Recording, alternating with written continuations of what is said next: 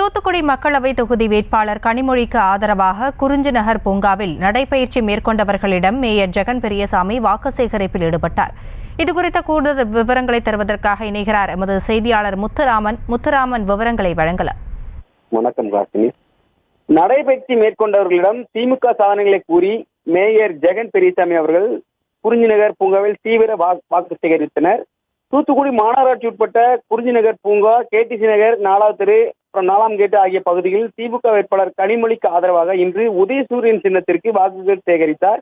தூத்துக்குடி பாராளுமன்ற தொகுதியில் இந்தியா கூட்டணி சார்பாக திமுக துணை பொதுச் செயலாளர் 2வது முறையாக கனிமொழி கருணாநிதி போட்டியிடுகிறார்.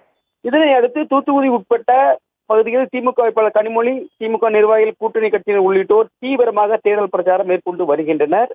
அந்த வகையில் திமுக வேட்பாளர் கனிமொழிக்கு ஆதரவாக தூத்துக்குடி மாநகராட்சி உட்பட்ட பல்வேறு பகுதிகளில் துண்டு பிரசுரம் விநியோகித்து உதயசூரியன் சின்னத்திற்கு மேயர் ஜெகன் பெரியசாமி வாக்குகள் சேகரித்து வருகிறார்.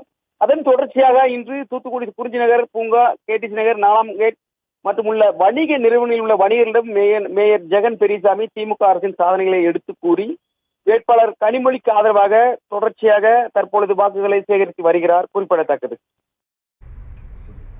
விவரங்களுக்கு நன்றி முத்துராமன்.